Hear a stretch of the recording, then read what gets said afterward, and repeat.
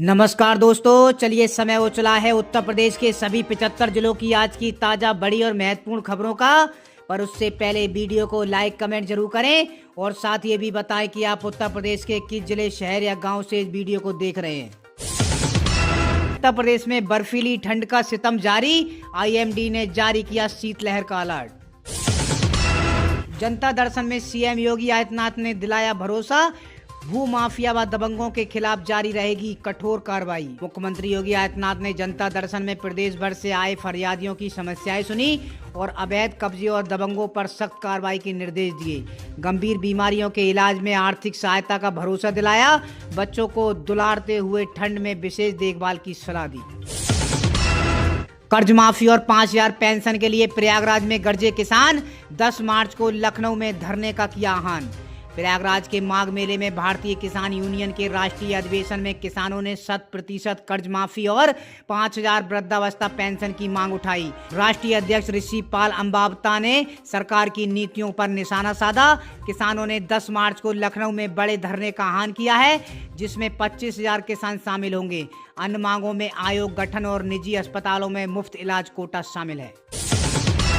उत्तर प्रदेश में family ID एक 12 अंकों की विशिष्ट पहचान संख्या है जो हर परिवार को दी जा रही है, ताकि सरकारी योजनाओं का लाभ पारदर्शी तरीके से पात्र लोगों तक पहुंचे और फर्जी लाभार्थियों पर रोक लगे। ये पूरे परिवार की जानकारी एक ही जगह दर्ज करती है, जिससे अलग अलग पहचान पत्र की जरूरत नहीं पड़ती। केंद्र और राज्य की करीब 98 योजनाओं को फैमिली आईडी से जोड़ा गया है, जिसमें पेंशन, किसान सम्मान निधि और अन्य लाभार्थी योजनाएं शामिल हैं। सोनभद्र में कर्मचारियों ने पतंग उड़ाकर सरकार से मांगी पेंशन की पुरानी स्कीम। उत्तर प्रदेश चतुर्थ श्रेणी राज्य कर्मचारी महासंघ की तरफ से पुराने पेंशन को बहाल किए जाने की मांग को एक अलग ही अंदाज में मुहिम चलाई। कर्मियों ने नई स्कीम का विरोध करते हुए पुरानी पेंशन योजना ओल्ड पेंशन स्कीम लिखा।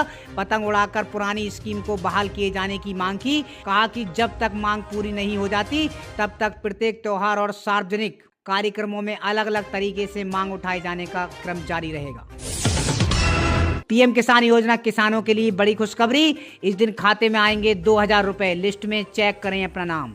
प्रधानमंत्री किसान सम्मान निधि योजना की 22वीं किस्त को लेकर ताजा अपडेट ये है कि सरकार इसे फरवरी से मार्च 2026 के बीच जारी कर सकती है। हालांकि अभी तक सरकार की ओर से किसी भी निश्चित तारीख, फाइनल डेट का आधिकारिक ऐलान नहीं किया गया है। जौनपुर में 42,000 राशन कार्ड धारक आयकर मिले।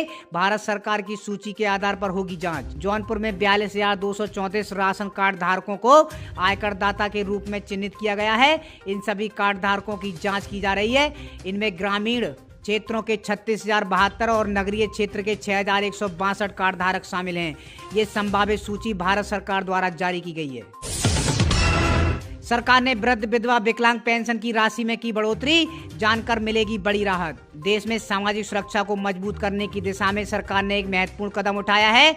बुजुर्गों, विधवा, महिलाओं और दिव्यांग नागरिकों के लिए चलाई जा रही पेंशन योजनाओं में अब राशि बढ़ाई गई है। ये निर्णय उस समय लिया गया है जब महंगाई लगातार बढ़ रही है और रोजमर्रा की जरूरतों का खर्च आसमान छू रहा है। दवाइयों से लेकर खाने पीने तक की कीमतों में इजाफे के बीच ये बढ़ोतरी जरूरतमंद लोगों के लिए सांस लेने की जगह देने जैसा है। केंद्र और राज्य सरकारों के संयुक्त प्रयासों से संचालित इन योजनाओं का मकसद समाज के कमजोर वर्गों को आर्थिक सुरक्षा प्रदान करना है। पेंशन 2025 के तहत किए गए इन संशोधनों से लाखों लोगों को फायदा मिलने की उम्मीद है। विभिन्न राज्यों ने अपनी अपनी आर्थिक क्षमता के अनुसार पेंशन में 200 से लेकर 1,000 रुपए तक की वृद्धि की है। खास बात यह है कि इस बार दिव्यांगजनों के लिए विशेष प्रावधान किए गए हैं, ताकि वे अपने इलाज और दैनिक आवश्यकताओं को बेहतर तरीके से पूरा कर सके। यूपी में आसान हुए कैरेक्टर सर्टिफिकेट, किराएदार सत्यापन समेत कई काम। योगी सरकार ने कर दी ये व्यवस्था। यूपी कॉप ऐप अब डिजिटल पुलिस स्टेशन के रूप में कार्य कर रहा है, जिससे लोगों को घर बैठे 27 सेवाएं मिल रही हैं। इसमें एफआईआर, चरित्र, किराएदार और कर्मचारी सत्यापन जैसी प्रक्रियाएं पहले से काफी तेज हो गई हैं। ऐप को 50 लाख से अधिक बार डाउनलोड किया जा चुका है और ये पुलिसिंग को अधिक जन केंद्रित व जवाबदेह बना रहा है। शादी के तीसरे दिन दुल्हन जेवर और नकदी लेकर फरार, सोता रह गया पति और परिवार। उत्तर प्रदेश के शामली जिले में शादी के तीसरे दिन एक दुल्हन 32,000 रुपए नकद और जेवरात लेकर फरार हो गई। पीड़ित नरेंद्र के स्वजन ने बिचौलिए समेत लड़की के पक्ष के खिलाफ पुलिस में तहरीर दी है। पुलिस ने बिचौलियों को हिरासत में लेकर जांच शुरू कर दी है। जिले में शादी के नाम पर ठगी के ऐसे कई मामले पहले भी सामने आ चुके हैं। ससुराल के राशन कार्ड में आसानी से जुड़ेगा विवाहित बेटियों का नाम, नहीं करनी पड़ेगी भागदौड़। शादी के बाद अब विवाहित बेटियों का नाम मायके के राशन कार्ड से हटाकर ससुराल के राशन कार्ड में जुड़वाना आसान हो गया है। इसके लिए अब ससुराल पक्ष के लोगों को विभागीय कार्यालयों के चक्कर काटने की जरूरत नहीं पड़ेगी। शासन ने इस प्रक्रिया को सरल बनाते हुए केवल आवेदन के आधार पर नाम स्थानांतरण की व्यवस्था लागू कर दी। यूपी के गांव में 15 लाख उद्यम स्थापित करने जा रही योगी सरकार, तैयार किए जाएंगे 1 करोड़ उद्यमी। योगी सरकार ने अगले 5 साल में गांव में 15 लाख उद्यम स्थापित करने की योजना बनाई है। इससे तकरीबन 1 करोड़ उद्यमी तैयार होंगे। राष्ट्रीय ग्रामीण आजीविका मिशन के जरिए स्वयं सहायता समूहों को उद्यमिता से जोड़ा जाएगा। मुख्यमंत्री योगी आदित्यनाथ के निर्देश पर उत्तर प्रदेश के ग्रामीण क्षेत्र में लोगों को बड़े पैमाने पर रोजगार से जोड़ने की योजना बनाई गई है। प्रत्येक स्वयं सहायता समूह के कम से कम एक सदस्य समूह को उद्यम के लिए प्रोत्साहन प्रदान किया जाएगा। उत्तर प्रदेश लोक सेवा आयोग यूपीएससी ने समीक्षा अधिकारी आरओ और सहायक समीक्षा अधिकारी एआरओ 2023 की मुख्य परीक्षा का संशोधित कार्यक्रम घोषित कर दिया है। आधिकारिक जानकारी के अनुसार मुख्य परीक्षा 2 दिनों तक 2 और 3 फरवरी को प्रयागराज और लखनऊ में निर्धारित परीक्षा केंद्रों पर आयोजित की जाएगी। आयोग द्वारा जारी कार्यक्रम के अनुसार 2 फरवरी को होने वाली यूपीएससी आरओ और एआरओ 2023 की मुख्य परीक्षा 2 सत्रों में होगी। पहला सत्र सुबह 9:30 बजे से 11:30 बजे तक चलेगा और इसमें सामान्य अध्ययन का पेपर होगा। वृद्धावस्था पेंशन के लिए अब नहीं काटने पड़ेंगे दफ्तरों के चक्कर, 60 की उम्र होते ही अकाउंट में आने लगेगा पैसा। यूपी के बुजुर्गों के लिए राहत भरी खबर है। अब वृद्धावस्था पेंशन के लिए उन्हें दफ्तरों के चक्कर नहीं काटने पड़ेंगे। सरकार की नई व्यवस्था के तहत फैमिली आईडी एक परिवार एक पहचान प्रणाली के जरिए पात्र वृद्धजनों की पहचान और सत्यापन स्वतः होगा। प्रयागराज डेंगरपुर धनतुलसी के गंगा घाट पर बनाया जाएगा पक्का पुल, निर्माण के लिए 80 करोड़ रुपए जारी। प्रयागराज के डेंगरपुर धनतुलसी घाट पर पक्के पुल का निर्माण के लिए शासन ने सेतु निगम को 80 करोड़ 12,75,000 रुपए की पहली किस्त जारी कर दी है। लगभग 320 करोड़ की लागत से बनने वाला ये पुल मांडा, मेजा और मध्य प्रदेश के लोगों के लिए सीतामढ़ी व भदोही तक आगमन सुगम बनाएगा। इससे धार्मिक और व्यावसायिक गतिविधियों को बढ़ावा मिलेगा, जिससे क्षेत्र में विकास के नए रास्ते खुलेंगे। बोले योगी आदित्यनाथ, पैटर्न की पहचान कर महामारी पर ब्रेक लगाने में मददगार होगा एआई। सीएम योगी आदित्यनाथ ने कहा कि अब यूपी में 7 सेंटर ऑफ एक्सीलेंस बनाए जा रहे हैं। लखनऊ को एआई सिटी के रूप में विकसित किया जा रहा है। जालौन में तेंदुए की दहशत, खोज में लगी 5 ड्रोन टीमें, 20 गांवों में चला रेस्क्यू ऑपरेशन। जालौन के कोच और माधोगढ़ तहसील क्षेत्र में तेंदुए के देखे जाने के बाद ग्रामीणों में दहशत है। वन विभाग की 5 ड्रोन टीमों ने 20 से अधिक गांवों में व्यापक तलाशी अभियान चलाया। डीएफओ के अनुसार तेंदुए दोबारा नहीं दिखा और माना जा रहा है कि वह जिले से बाहर चला गया है। हालांकि ग्रामीणों को सतर्क रहने और अकेले खेतों में न जाने की सलाह दी गई है। देवरिया में बाकी बचे मजार को गिराने की कार्रवाई शुरू, बड़ी संख्या में पुलिस बल तैनात। देवरिया में गोरखपुर देवरिया मुख्य मार्ग पर सरकारी जमीन पर बनी अवैध मजार को गिराने की कार्रवाई दूसरे दिन भी जारी है। कड़ी सुरक्षा के बीच मजार को ढहाया जा रहा है। पुलिस ने सभी रास्तों को घेर कर बल तैनात किया है। एसडीएम श्रुति शर्मा सहित कई अधिकारी और मजार कमेटी के सदस्य मौके पर मौजूद हैं।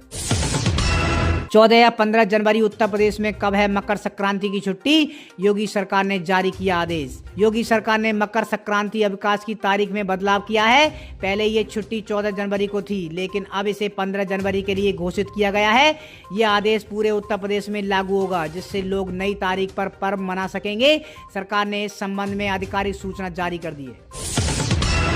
यूपी रोडवेज में चालक और महिला परिचालकों की बम्पर भर्ती, इच्छुक उम्मीदवार जल्द करें आवेदन। उत्तर प्रदेश रोडवेज कासगंज डिपो में बसों के समय पर संचालन के लिए चालक और महिला परिचालकों की भर्ती होगी। महिला परिचालक के लिए 20 जनवरी को अलीगढ़ में, जबकि चालक भर्ती के लिए 17 जनवरी को कासगंज बस स्टैंड पर रोजगार मेला लगेगा। इच्छुक अभ्यर्थी रोडवेज में संविदा पर जुड़ सकेंगे। महिला परिचालक के लिए इंटरमीडिएट और ट्रिपल सी अनिवार्य है, जबकि चालक के लिए 8वीं पास और 2 साल का भारी वाहन अनुभव आवश्यक आवश्यक है।